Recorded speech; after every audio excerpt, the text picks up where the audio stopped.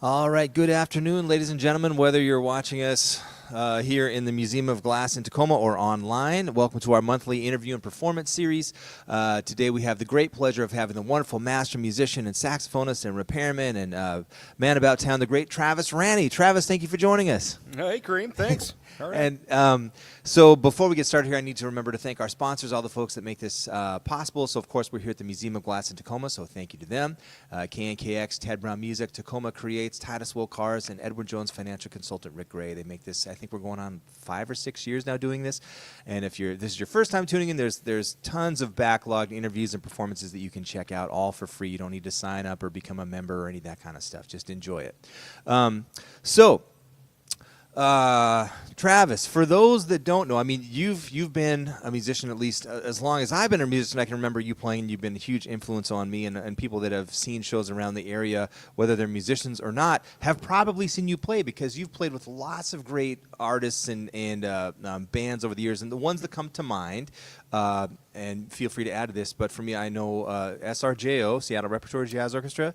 And I remember seeing you play with the Ramsey Cleve Big Band and the Ponyboy All-Star Big Band. And I'm sure there's way more that I'm not remembering. But basically, I mean, you've been doing this for a long time, and a lot of musicians know about you already.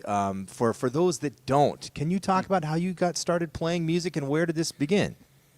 Oh, well, my brother and I had piano lessons as very young kids, and we were forced to practice an hour a day, no matter what. So anyway, we just kind of had the music in the family, and we just wanted to, play other instruments as we got older, and it was just seemed natural that we would play, go into band. So Where did you grow up? Where did that start? near Bothell in rural Snohomish County, by the horses and cows. No city influence whatsoever. It was like pretty sheltered out in the fields and the forests, But yeah, we then we picked up our horns, and I went to Bothell High School as a saxophone player at that time, and then went to the University of Washington. And as a kid, I just heard little snippets and bits and pieces of music on TV every once in a while, and I just knew saxophone was what I thought was fun to play, way more fun than piano, in my opinion. And every night, we'd usually have the Tonight Show on with Johnny Carson. And I just knew there was this sound in the band, that it came on just for a second here or 10 seconds there. And it just made me think, like, that seems like a sound I want to have or be like, so. And we know where that's going. There's a guy named Pete Chrisley, and I just loved his playing. And so that's really, my inspiration, and got me going, and I just practiced a lot. Well, now you mentioned both you and your brother played piano. Were your parents musicians at all? Any musicians in the family? Yeah, our mom was a wonderful piano player, and she played all the pop hits from the Beatles or easy classical. And our dad was a guitar player and singer at all the bars in the U District when he went to the UW. Yeah, he kind of does his own thing as a solo musician, and they're, so music is in the family. My grandmother on my dad's side played piano for silent films in the 20s here in Seattle, and she was also at the UW from Yakima, and she was a brilliant musician. She was an amazing musician, so. Well, so then you said Bothell first. So growing up in Bothell, I mean, obviously you had the influence with family and music in the house. Aside from things that they played, you began playing jazz in middle school, high school. When did that start for you? Oh, sure, yeah. In middle school, we kind of had a little stage band, In high school, we did, and just the easiest little jazz charts. I was really interested in playing music like that, and if we ever got a chart like In the Mood, I thought that was the most exciting pop music I'd ever heard. So we didn't hear pop music actually growing up, really. We just listened to old stuff like that. Yeah. Well, I guess, did your parents have any, were they into jazz? And like, oh, no. Not at all? No, not at all. Okay. No, they had no jazz collection. We had Kingston Trio and Liberace and Gregorian chants. But except for one Glenn Miller record. So we had the Glenn Miller collection, and that was my favorite. I would listen to that quite a bit. It's funny you mentioned the Kingston Trio. Paul Gabrielson, who will be joining us later today, he's worked with them for years. So I wonder if he was on any of those recordings. Probably not. Yeah, well, you would love to hear that. Yeah. All right. Well, so in Bothell, when you were getting started playing, you had little stage bands and things. Were there other folks, other students that were your peers that were also went on to become musicians later in life? Or who was your teacher? What was the scene like at that time for you? Yeah, I was really fortunate to have teachers and people I went to school with, unknown at the time, that they'd become great, world-class musicians as well. But at Kandi Park Junior High School, our band director was Bob Ludwig. He's very inspirational and great band director. His trick was every day we did long tones, 20 seconds on every note of a chromatic scale. So every kid with a reed could get warmed up, and every trumpet player could get their horn, in shape. I haven't seen that a lot, and I think it helped that band sound better. And then in high school, Judd Etzel was a great director, just another really inspirational teacher, and did the most he could with sometimes limited players. But in high school, there were a couple of drummers. The first chair drummer, who was 2 years older than me, was Dave Austin. He's a working pro, shows, jazz, everything, rock, anything. But the guy right under him, who to me seemed a little more simple in a way, and then he'd show up like in 10th grade or 9th grade. You could still see like his eyes, he had this like panda makeup he couldn't quite get off, and this huge crazy blonde hairdo, and this buff like Schwarzenegger. That was John Weekon. He was just playing some crazy punk gig the night before, some death rock or something. And boy, whenever he played in any band, whether it was just, cymbals or bass drum, the time was perfect. And then when he was in jazz band, when he was a senior, he was the main drummer, and I was a sophomore, I think. He was 1 or 2 years older. It was just amazing. He was so simple and had such great time. And then immediately, like within a couple years from high school, or even in high school, he was telling me about Jay Thomas and all these great players that he was getting to know. But I was such a homeboy, I never got out. I was really kind of in my little world. And then suddenly here's the Ramsey Klebe Orchestra, which you mentioned earlier, and there's Weekon on the Ramsey Klebe Orchestra. And it's like, what great playing. It's just all really inspirational. And so John Weekon, he's definitely one of them. And there's some other ones too, but I need to think of who they are. Well, now you mentioned Pete Chrisley. We've had Pete as a guest, I think, about 3 times here. We're not going to talk about Pete. I mean, we can, but we'll talk a little bit about Pete. We have a mutual affection for Pete. So aside from Pete, which is an amazing influence on saxophone, and also you mentioned Jay Thomas, who plays great trumpet and great saxophone. Who were some of your early influences on the saxophone besides the folks that you've already mentioned? Oh, I liked silly music as a very young kid. The reason I picked up saxophone was because I heard like trad jazz and silly saxophone quartet, quintet music. We went to Disneyland one time, and there was the 5-piece little saxophone band with a teeny curved soprano, sopranino down to a bass saxophone, and I loved that. And we also had a player piano, and my grandpa had all these rolls, and of like Bill Bailey, Won't You Please Come Home, Up a Lazy River. I love those tunes. I really thought that was my favorite kind of sound. And that old big band jazz, and really that's my early influence. I had no hip music, no hip jazz or modern music. I just wonder sometimes like, wow, what if we did have a jazz collection, So I just kind of, I went my own way, and then I just liked a really clean, very clean and in-tune music as a piano player. Probably a little introverted and kind of into my own headspace with the sound of music. So I gravitated towards, smooth jazz and the saxophone players like David Sanborn and any kind of smooth jazz group in the 80s. I just thought it was like a magical sound. I don't so much anymore, but I still love Sanborn, and things like that. Yeah.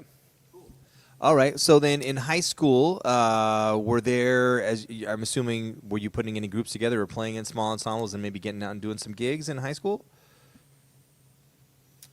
No, no, I was just practicing it. I was pretty slow with theory, so I was just trying to figure out like a dominant 7 chord. What does that even mean?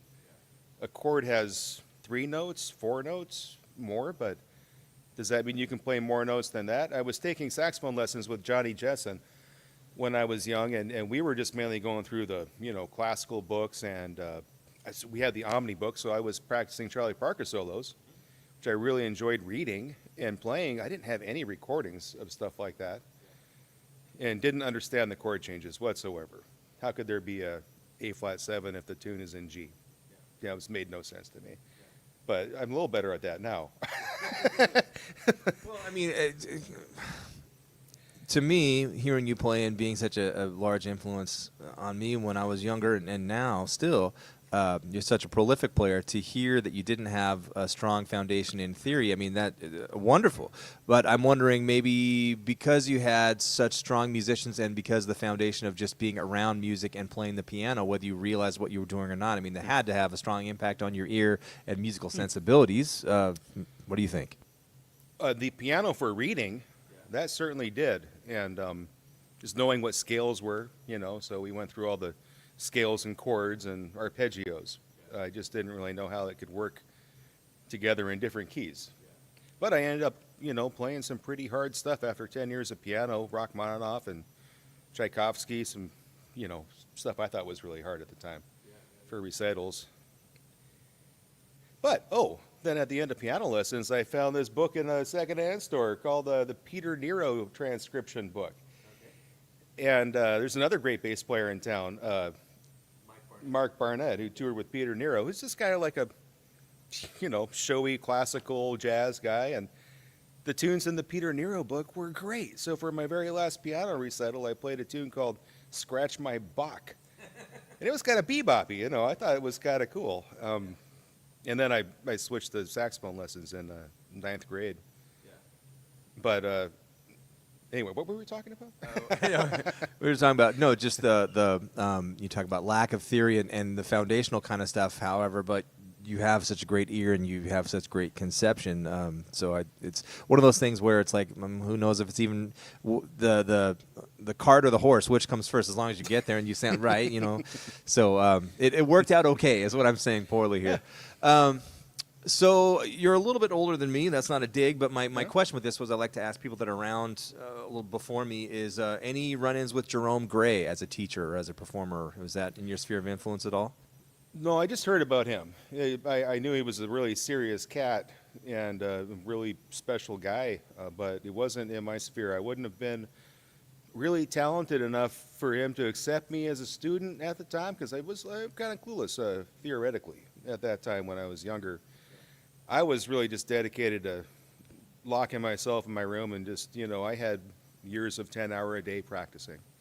And lived a really clean life at the time, too, so I had time to practice. But very good. Yeah, it would have been cool to know more guys like that. But Johnny Jessen was a great teacher, and then I went to Don Lanphier and started learning changes a lot more with Don and learning about jazz tunes and then the history of jazz. Charlie Parker, his time in jazz, an amazing experience to be able to have those lessons with Jessen and Don Lanphier. Really. So that was my main teaching. So was this, so you mentioned middle school, high school, Bothell, and then UW. Were you with Don before you got to UW? Yeah, in high school a little bit. So I was learning how to solo in high school, learning how to improvise a bit. And Don was just, he played with a big full tone, and, he didn't hesitate to play notes. So I really took to that. Yeah. So in high school, I always played a lot of notes and loud.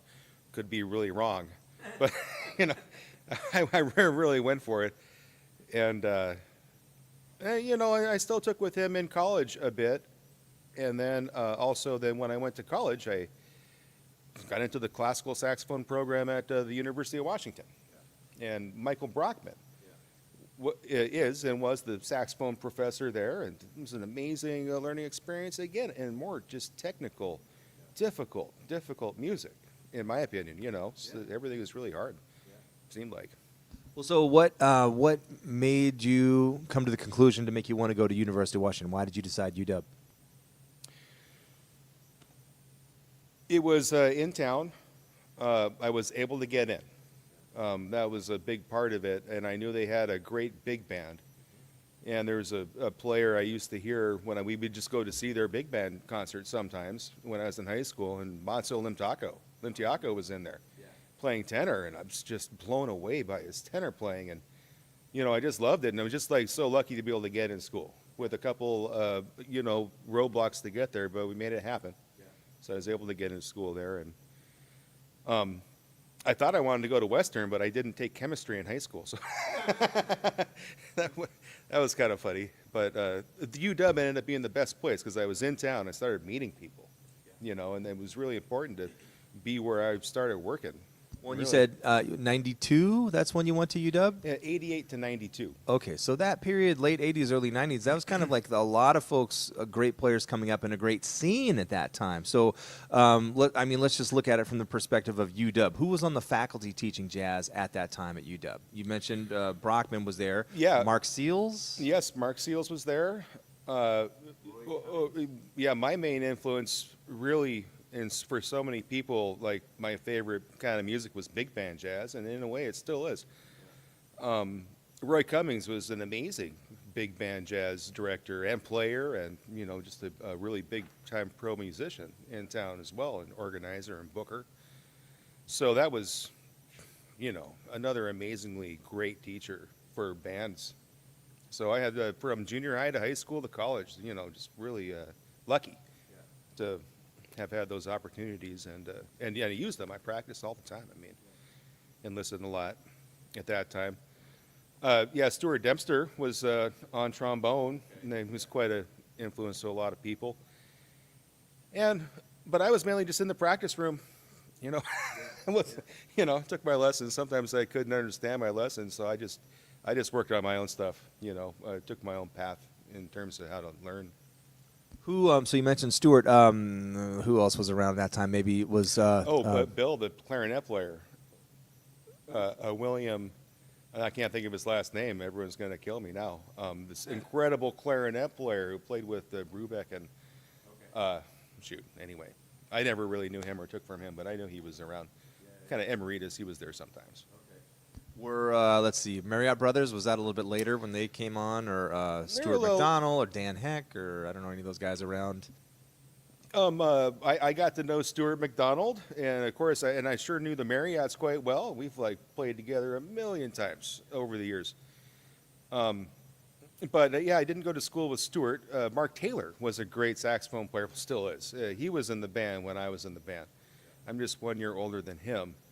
So that was really fun, and there was another guy in the band who was just a monster, and I'm so happy he left town. No, I'm kidding. Rob Davis, just, I hope he's still playing. I heard maybe he's quit playing, but I think he certainly should be. It wouldn't make any sense, but we took lessons with Don Lanfear together, actually, and I just remember him practicing like crazy and just digging into the changes during the lessons in a way I never would, just like mechanically. I'm like, why would anyone play like that? And then a few years later, I was like, oh, that's why.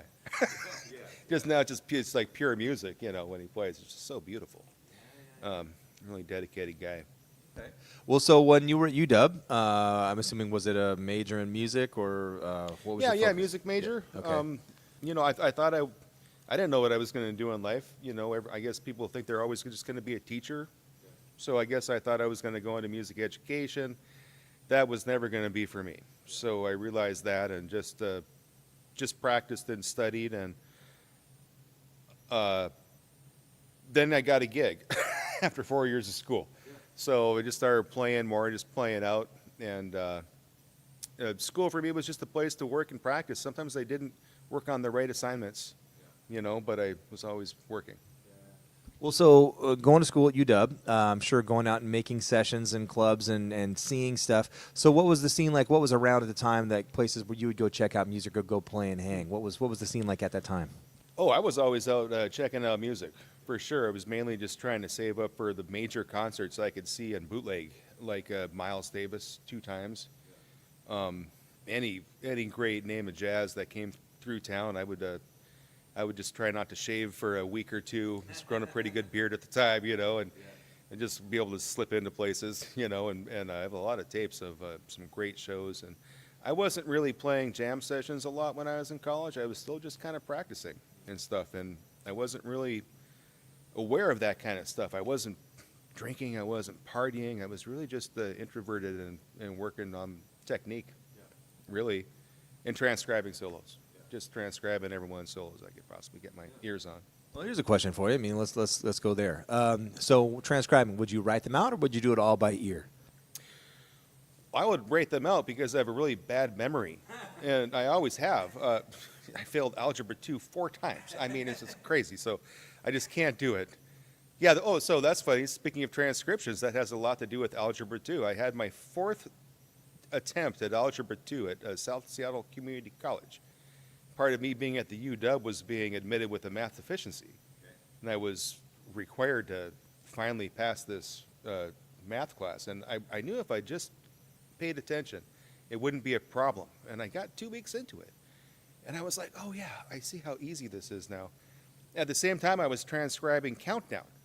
And so this 3rd week, I was just thinking, and then that was a whole day of algebra, and after the end of the day, I realized it was over.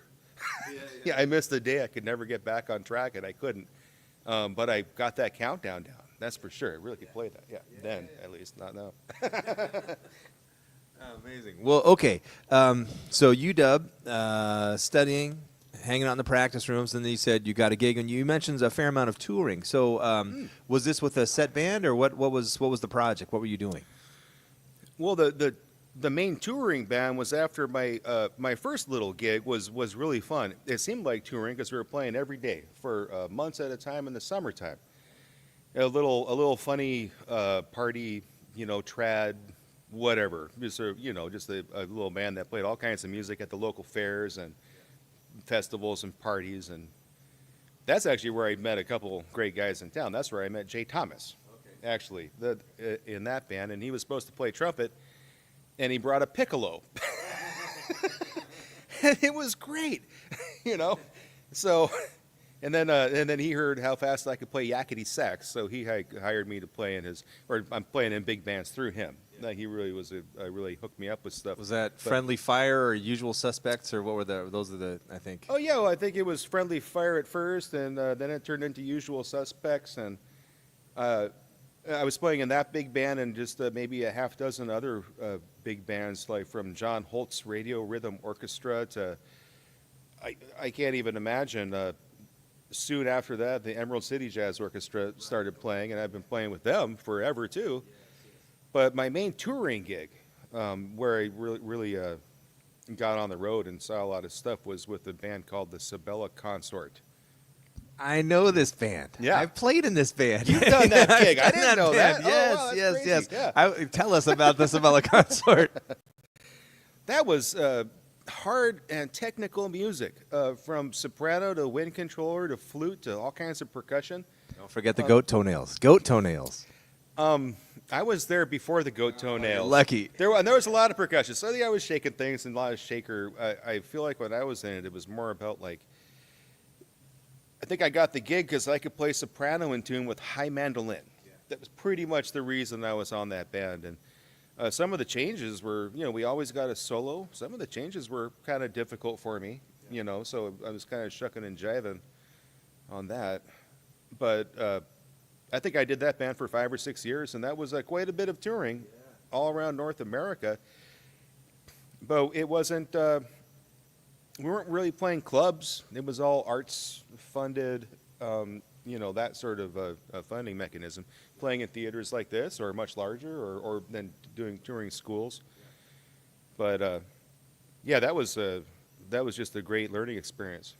And I know a lot of people have played. I was kind of, I think, on the tail end of that, and I did a couple runs with Don Clement was on piano on one, and then Ty Bailey on. Wow. Yeah. So who was in the format when you were doing the tour? Well, Rusty Sabella, obviously. Is he still around? I hope so. I have nothing but love for Rusty, Oh, but he's a I haven't great heard cat. anything in a long time. So. Yeah, he's really a character. He taught me a lot.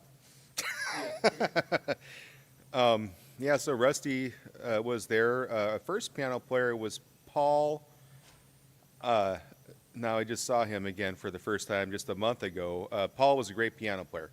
And then after that, Gary Fukushima played in the band. And that piano part, keyboard, bass, that's a difficult part. The music goes all over the place. So, and we had it all memorized, and of course. So Gary Fukushima for most of my run with those guys, and that was really nice. And that it was a really steady band, and not many changes at all after that. Well, so then after, I mean, while you were doing that tour, I'm assuming home base was still Seattle, Oh, correct? yeah. Okay. So doing stuff in town. Okay.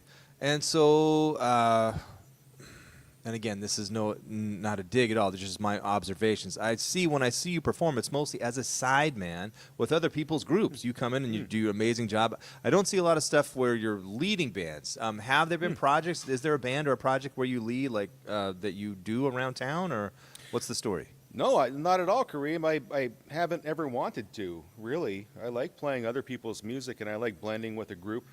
You know, I like listening and playing, and I just feel like my early challenges with theory made it more difficult to compose and to try to have my own group.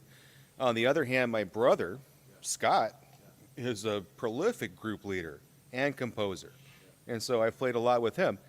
And I probably would have been on the road with him all over the world, but he left school a few years before me, and I was still trying to be a serious student, so he got other guys. And we were always crossing paths like ships in the night on our own gigs, you know, so we never really got together, but we did do some of the same gigs, but at different times. I have a question for you in regards to big band, because I know you have a lot of experience doing all these Emerald City, SRJO, Ramsey Clea Band, Ponyboy All-Stars. I'm sure there's more that I'm not mentioning here. Well, Emerald City. Yeah. So in terms of literature, there's older stuff like Duke Ellington, Count Basie, all the way up to, like, you know, modern people that are writing, like, think Maria Schneider, stuff like that, or the Vanguard. Do you have a preference in terms of style? Is there one that you like more than the other? Because, I mean, they're pretty different in how they sound. I mean, Yeah. for your experience. Yeah, I think, well, I sure have fun playing those old-time swingers. Those are really difficult and fun to play tunes to play them right. But I really do like the more modern, challenging, straight-eighth sort of feel and sound. That's really what I like the most now. I mean, I'd rather play stuff like that. I don't do it very often. But we played the Seattle Repertory Jazz Orchestra, played Maria Schneider, her book, when she came to direct the band, and that was so hard. But, you know, not exactly swinging. You know, it was very different kind of music. It was quite fun and challenging. And I love the sound of that kind of stuff. Yeah. So then also over the years, speaking of the Marriotts, Dave Marriott had a really cool group, Triskaideka Band, a small big band. Yes. And then after, you know, so many little clubs closed here and there that used to be the main houses of these bands, that kind of went away, but that wasn't necessarily just swinging. That was, you know, adventurous and straight or just different, you know, stuff like that. And then in the Emerald City Jazz Orchestra, Matzo Limtako's arranged so many, well, all the book, you know, it's all an original book of compositions and arrangements. And a lot of those are not swinging, you know, it's their original unique feels. And I like that stuff. Yeah. Very cool. You have a reputation, a good reputation. You're in good standing, like everyone knows. You never know. You're a tremendous repairman on the saxophone. And I know that we've talked about, there used to be, what was the name of it in Lake City, the woodwind shop, the Brad ran. Northwest Winds. Northwest Winds. And that for years, that was the spot to take your horn, or if people were in town, that's where they would go. So how did you first meet Brad and even begin starting to repair horns? Well, that's a good question. Yeah, because I wouldn't have done that. I wouldn't have ever thought to repair horns for the heck of it or go to school to do it. I just wouldn't ever think I'd be a repairman of anything. But when I was a kid, I had a couple mishaps with my horns, and I took them to the local shop. And I remember Judd Etzel, the director at Bothell High School, said, "Travis, if there's any way you can make it, do not get your horn fixed. It's better just to fuss with it because when you get it back from the shop, it's going to be worse, no matter how badly it was damaged to begin with. And so that did happen to me 2 times. One time it cost me $250, the other time $350. Now, these were serious damages, but now looking back at it, they weren't that serious. And the horns came back playing worse, and they were just like, they did a terrible job. And they, unfortunately, they ripped me off. You know, so I got a bad sense of distrust for repairmen in general. And then luckily, in one of the multitudes of little funny little bands I was playing in, one was called the Volunteer Park Conservatory Orchestra, playing pre-swing tunes from the 20s. And I think in there I met Scott Granlund, who's a master repairman in town.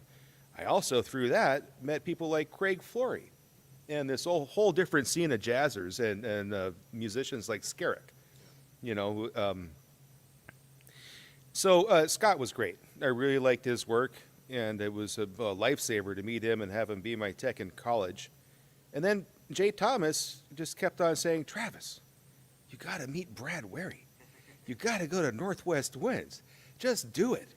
Just do it. Go over there. Come on. But I'm just slow, you know. I'm just like unmotivated. I'm just practicing, you know. I'm just not doing anything. And so I finally walk in there, and Brad, just out of the blue, Jay told him I was coming. I wasn't looking for a job.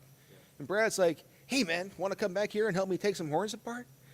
So, like, I did the next day. And then I just, whenever I was in town, I try to get there as much as possible and just learn how to do that. And Brad was a great teacher of repair. If you understood what he was talking about, he would tell you how not to destroy things.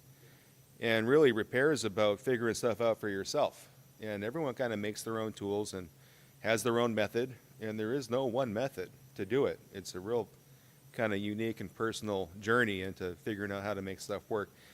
Of course, there's tolerances and proper ways to clean and solder and all that kind of stuff. But that's just how to do no damage to a horn. And other little tricks are up to you. And so I've always been tinkering with that. And I'm certainly working on my own horns and stuff like that. And I feel like being a player of a saxophone and only repairing saxophones kind of helps me in both those worlds a little bit, you know? Well, I think also, too, I mean, as you say, I think most people have kind of figured out if they're serious players, take your horns to repairmen that play and play well because they know what it's supposed to sound like and how it's supposed to function. Where if you take it to a shop and it's someone that maybe they specialize in clarinets, but here they are working on your saxophone, well, something might be rotten in Denmark. You know. Yeah, it's very important to have good shops like that, too, which there are a bunch of, you know, and certainly right here in Tacoma there's a great one, and you've got to have people who can fix everything and fix them fast and do a good job. And I've realized over the years my early experiences aren't typical. I was unlucky, you know, so a lot of the times you'll have a great experience wherever you go, and it just seems expensive all the time, you know, so if I ever was doing stuff like that, and I learned from Brad how to charge too little, for lack of better understanding. And Brad was notorious for not charging people, but just doing the most masterful work. And he truly is like I couldn't imagine a greater repairman, especially a person doing metal work and stuff like that. It's sort of a magician, really.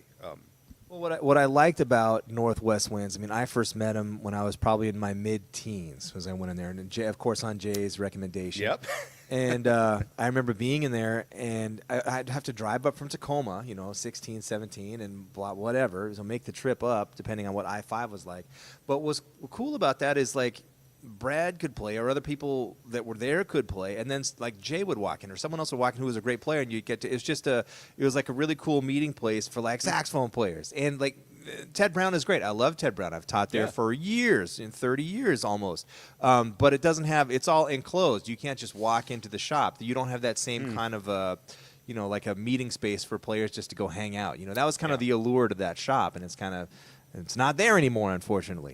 Well, and it was a meeting place, and if you've ever, obviously we've all met Brad in the community, and he obviously likes to talk, so, he was basically just telling stories and joking around all day long, and then somehow he worked all night long on these horns, and then somehow he was back up talking at 6 in the morning, And then people, so I didn't really get that part. Well, so why? I mean, and forgive my ignorance here, but why did the shop close? It's no longer there. What happened?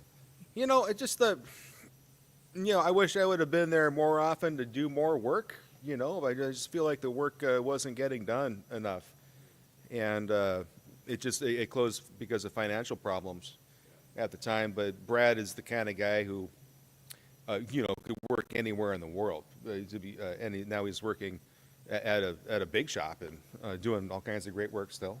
So.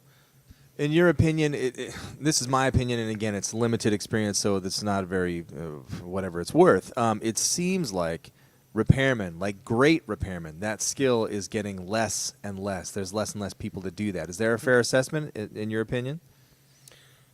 Oh, I don't know. No, I don't even have any idea.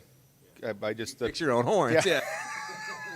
I'm not really on the scene, so to speak, in a lot of ways. I just kind of sort of am introverted and do my own thing, but I know people, so people know me too. But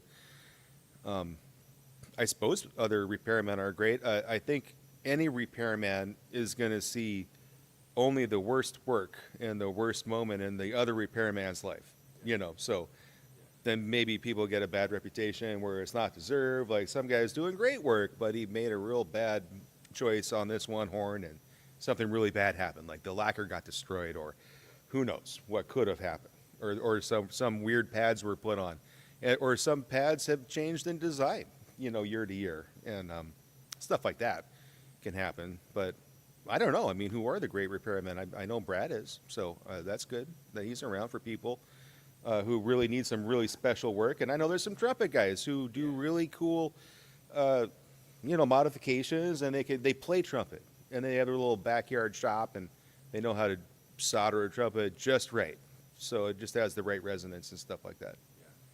So I think finding the little tinkerers is the way to go. If you were, I think I kind of know the answer based on what you're saying, but if you were going to point someone in the direction of learning how to do horn repair and work on your own horn, how would you advise them? Have a junker horn, like some old horn from eBay for $50, and you need to buy a few tools. And really, there's no question about that. And tools aren't cheap, so you need to make a little bit of an investment. Probably, if someone had $500 to spend on one or two junker horns and some tools, that's enough to get you started. But you'll need to have a nice long screwdriver, spring hooks, general knowledge about how not to destroy the horn. You can't force anything. So oftentimes horns are bent.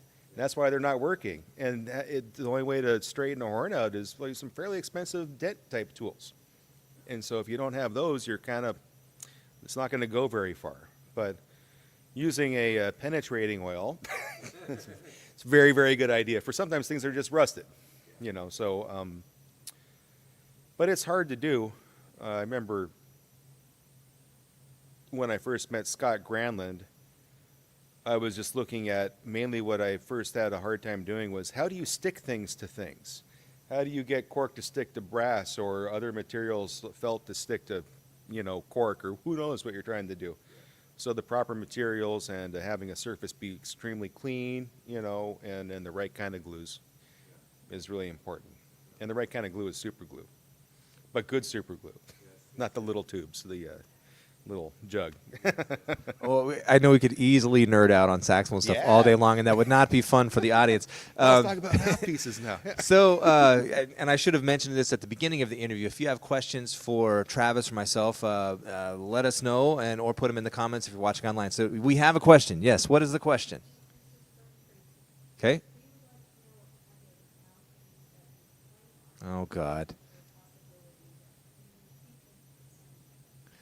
This is from Tracy Knope, and I don't know if this is, I'm assuming yes, Tracy Knope. So I'm not sure if this is a serious question, but Travis, what kind of mouth, is this for me or for Travis? Hey, we were just going to talk about that. So Travis, Tracy, what kind of mouthpiece do you play on, and is there any hope of Tracy to ever sound like you? Yeah, I'll tell him if he gives me his alto mouthpiece. Yeah. Touche, Tracy. And also, Tracy, I have a question for you. The question is when. Feel free to answer that whenever you want. All right, are there any other questions that we can answer at this time? If not, I'll continue barraging Travis with questions. Any questions? But that mouthpiece, there is a little story about that mouthpiece. Yes. And it's just kind of a fun story. Like we were saying, talking about Pete Chrisley, you know, so many people love his playing, and I was one of them for sure. You know, that's the thing. How do you sound like that? I wanted to sound like that. I love all these other sounds. I love Dexter. I love Don Lanfear's sound. But Pete's sound was like, wow, it's like jazz and pop. You can do anything with that sound. Very versatile. You can play it in a symphony. You can do all kinds of stuff, as soft or as loud as possible. So it ends up his particular mouthpiece is the Berg Larson. The facing is 130/0 SMS. The old ones from way back in the day, 40s, 50s, 60s, are really hard to find. They're kind of rare, and they're kind of expensive. And you know, like a lot of saxophone players, your life is searching for mouthpieces and reeds, and maybe a horn too. And Jay Thomas, you know, he just helped me with so many things in life and in music. He always is on the case, on the ball. He's Travis. I know where one of these mouthpieces is. It's in Victoria, BC. Just so happened I was going to Victoria to play with Lance Bullard in the Monarchs the next day. So I was like, oh my gosh, how do I get this money together? Because the mouthpiece came on a Mark VI tenor. But you had to buy the tenor to get the mouthpiece. The tenor was like brand new looking, but from 1967. It's the worst Mark VI ever made. It's the deadest horn. I hated it. I never played it. But I walked into this old guy's house in Victoria, and he was unfortunately had a terminal illness. He was from London.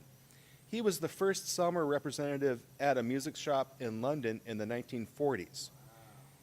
And he used to sell mouthpieces and sell horns, and he was at a jazz club back in the 40s in 1946. And there was a trumpet player in the alley with a trumpet case full of saxophone mouthpieces. And one of them was a Berg Larson 130/0 SMS. This old guy bought that for $10 in 1946. It's a very old one. And now then he sold it in 2004 with his Mark VI tenor. And so I bought it. And but it's not quite the one. I mean, it's not the best 130/0, but that was just you know, really fortunate and lucky to have a chance to get that, and it was a super old one. So yeah. Anyway, well, while we're on this topic of conversation, because I'm sure there's people that have other questions about this, and I learned this recently because I bought a Berg Larson from Pete, and it plays pretty well. And it says 130/0. It's been measured twice. It's like a 98, and it's a 98. It's been worked on. It's not really over zero. I can't even understand how that happened. Well, from what I've read, and maybe I'm dead wrong, someone can correct me. Apparently, when they do the metal and they make these originally, the heat, because of the heat, when it cools, it changes the facing. I don't know. I'm not a mouthpiece maker, but that maybe has something to do with it. And what I've read is, like, apparently the facings on Berg Larsons are very inconsistent to what they actually are labeled. So, like, Pete's is it says 130/0, but it's as we both know, it's like a 122 or something like that. So mine's a 126.5. There you go. You know, it says 130. It seems like everything is so precise on those mouthpieces. Yet, why is that number slightly? I guess they're just going for more how it works at the moment on the bench, and not necessarily have to get it to the perfect number that's stamped on there just for quality control, you know, or how do you market and sell it, you know. Well, for someone who's an avid practicer, or was, I'm assuming you probably still practice a fair amount. Yeah. Some people will say, look, it's more about the individual person and not the gear. I understand that. I mean, Pete is a shining example of that because he's had the same mouthpiece for years. However, gear can make a big difference in comfort and how things feel in play, I think. I mean, what's your opinion about this? Yeah, it sure does. But I think, like, my biggest thought about that sort of thing is, like, a certain musician, like Pete or someone I've talked to recently, Hans Teuber, a beautiful musician in town. He plays a saxophone and all kinds of other instruments. It doesn't really matter what gear he has or what Hans's sound is, because he has all the notes. He's an incredible musical mind and just knows all this stuff. So he might have more of a softer, mellow sound, and he borrowed a Martin alto from me. He took it on a European free jazz tour, and I was sure he was going to love this old Martin, and he did. It has a beautiful, rich, present old-time tone, but his main horn is a Yamaha 52, which is, I would say, compact sounding relatively. But Hans is just such a great musician, it doesn't matter. And the Yamaha feels great. The fingers are right in the right place. So it's a personal choice whether, between your theoretical ability and whatever horn you have. If someone's a great musician, they could play a plastic horn, and everyone's going to love what they play. So. Oh, we have another question. I knew it.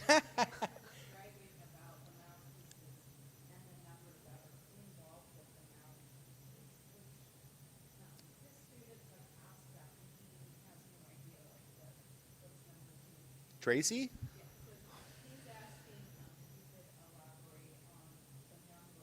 Oh.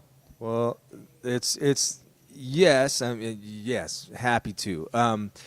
And different mouthpiece makers have. There's tip openings. That's a pretty universal thing. But then there's also and maybe you can feel this. There's chamber sizes. There's baffles. And all of those things make a big difference in how it feels and sounds. And go for it. Well. So if you go to, actually you can check this out. We're talking about the specific mouthpiece we're discussing is Berg Larson mouthpieces. And if you go to their website, there's actually a page that shows the exact, how it all works. But there's the tip opening, then there's the SMS, which is is that the chamber?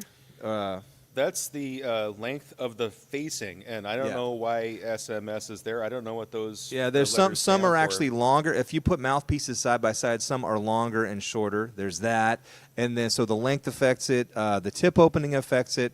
The chamber size, you can have really small chambers or really large chambers, and then there's also the over zero is how much of an incline or a baffle is in the mouthpiece, and all of those things affect the how it feels and sounds. So Berg Larson has a chart on his website that details all of this stuff to help people get more educated about it. Theo Wane's website also talks about that a little bit too, and it shows a diagram about how all of that works. And but even looking at all that and having your brain around it until you actually play it and try it and know how it feels for you, you kind of have to try it and see, because what works great for me. Or someone will say, oh, this person is playing this mouthpiece. Well, that person's body makeup is totally different. Their mouth cavity is different. Their teeth is different. And so it's like not one size shoe fits everybody. Not one size bowling ball is good for everybody. You have to find what fits your body and your physical makeup. That's my opinion. Feel free to jump in. Well, that's for sure. You have to try a lot of mouthpieces, and but in general, they all every brand of mouthpiece is going to have their own system for how big or small it is. And the smaller number is going to be the mouthpiece with you would use a harder read on because there's a closer tip opening. Generally, that's going to be a softer sound. And then the bigger number, so a mouthpiece company could go from 4 to 10. 4 is very small tip opening, probably not very loud, and 10 is very, very big. It would be the same as a 130 in a Berg Larson. So Berg Larson might go from 80 to 130. Relatively the same as going from 4 to 10 on a different brand. Then you just look inside the mouthpiece. Is it a big wide open cavity, or is there a big shelf that you can barely get your finger in there? And they're very different sounds. And people just need to try out different mouthpieces. And actually, I'll give Tracy credit for this. I know he's watching. We never talked about this stuff. He was more about me as a player learning how to play, in terms of long tones and sound, and this part, which is more important than the mouthpiece, I think, but the mouthpieces do make a big difference. But the thing is, I had to learn this stuff on my own later, and it made a big difference in learning how to play and figuring this stuff out. And another thing that a lot of people don't realize, particularly with a lot of the older musicians, they'll say, oh, what mouthpiece did Charlie Parker play on? Or what mouthpiece did John Coltrane play on? And they'll say, well, it was this mouthpiece, this model, this size. But those guys had those mouthpieces then worked on, so the dimensions were changed. So whatever they actually said that they bought out of the box, it's not real because they changed it. They either put material on the inside or they opened it up or whatever. They changed the dimensions. So you have to consider that as well. So. Mm-hmm. Yep. Anyways, I was trying to avoid saxophone nerdery, but there you have it, folks, in all of its splendor. Are there any other questions for Travis or myself at this time, either in person or online? Okay, so let's see. We'll go this direction here. So you are considered a master fisherman here in the Northwest amongst musicians. How did this come into play, and how does this enhance your playing? Well, that's interesting. I can't say I get as much practicing done during fishing season, but it sure is great to be out on the water, and that's through my dad's side of the family. I didn't really go fishing with him as a kid very often, and maybe just a couple times, but we got to know each other better in the 90s and early 2000s, and in 2004 he gave me a little boat, a 13-foot 1960s Boston Whaler with an old motor on it, and I just immediately took that out and just figured out how to catch fish, and just so happened there were some great fishing years outside of Shoal Beach in Seattle right at that time, so we couldn't keep him off the hook. And trial and error for years, kind of self-taught, go online, check out this, check out that, and then have a few friends here and there who taught me some great stuff too. So now we go out fishing, and I can't keep him off the hook still.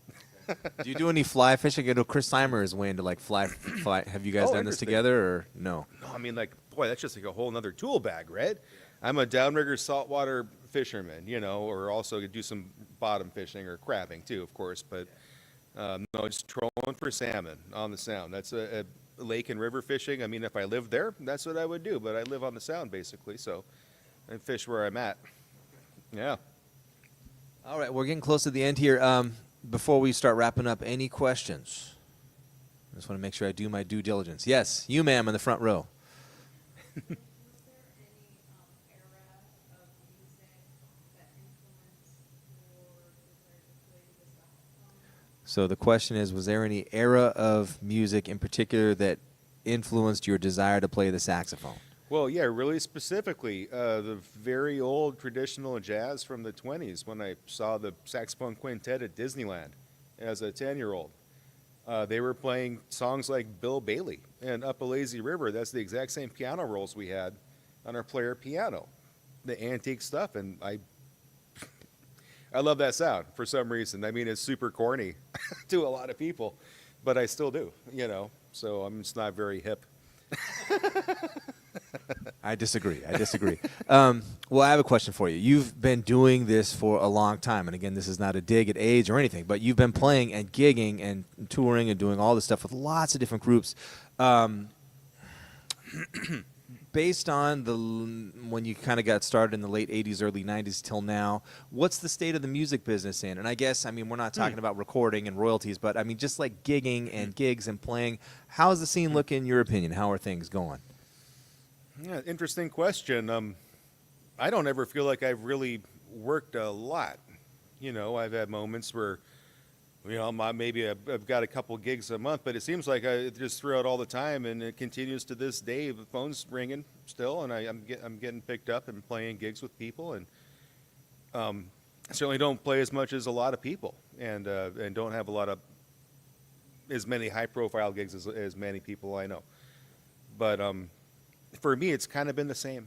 Aside from when I was touring and also playing on a cruise boat and things like that, I was playing every single day for years on end, it seemed like. But so those were more profitable years. But now it's just picking up gigs and filling the cracks and making it happen and playing rehearsals. I'm just playing in every band that calls, and so the state of the music business for me is every week I play with a guy named Kurt Berg, with a great sextet at his house with these with amazing musicians, including Jay Thomas and John Hanson.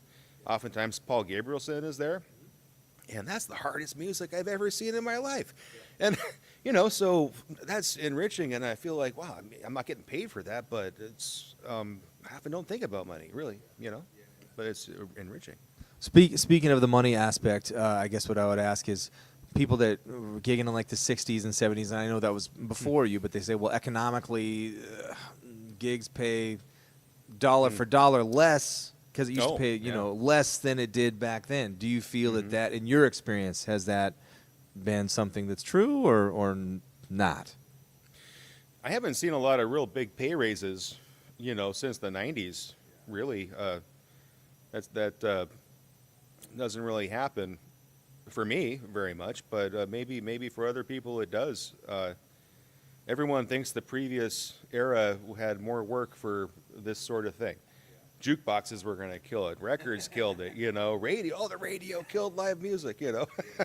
Stuff like that. But it certainly is happening today, and I couldn't imagine trying to be a musician, and to live, right? But I just happened to get hired right away in the '90s, and kept on getting hired. So I was able to pay all my bills just playing gigs for the most part, and filled in the cracks at the shop with Brad at Northwest Winds, and I did that for a couple decades, really, and that's also at a time and place where rent was cheap. And you could afford a room in town, and by just playing gigs. So and that's what I did. Okay, shoot, we're out of time. I have more questions, but Oh. glasses off the camera. All right, well, Travis, if someone were coming to you,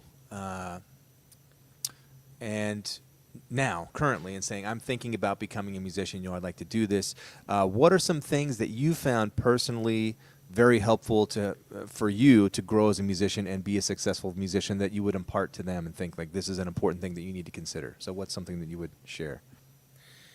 My personal journey of how people hired me had a lot to do probably with I was studying serious music and really studying how the horn worked, and playing in tune with a clear tone, and specifically not really enjoying free out jazz, which I enjoy now. I don't really play much of it, but I didn't like it then. I was practicing very marketable sounding music, just to have a tone that worked, and it wasn't weird. And I feel like it's easier to get a sweet tone on an older vintage horn, and a lot of newer horns have a more tubby, overly woofy sound, which to me doesn't sound as good and or as sweet, So, yeah, practice normal music, scales, chords, and I've got to practice 10 hours a day for years, or some people do. But some people don't. People who have massive amounts of talent, bring up Jay Thomas again. He also, of course, practiced music as his life, but he was gigging as a little teeny kid. It just happened for him like that. And some people like me have half the talent. I don't have no talent. I have some talent, But there's some people can practice 10 hours a day and go nowhere. Those are non-talented people. They probably aren't going to be a musician, for money at least, Well, Travis, thank you. It's been a pleasure having you as a guest for today. We're going to take a short break for about an hour and then start the performance both live and online here. And if you're not aware of Travis's playing, as I mentioned, many people already are and know how brilliant he is. But if you're not, tune in and check it out, because you'll see just how talented he is very soon. We'll be right back. Thank you so much.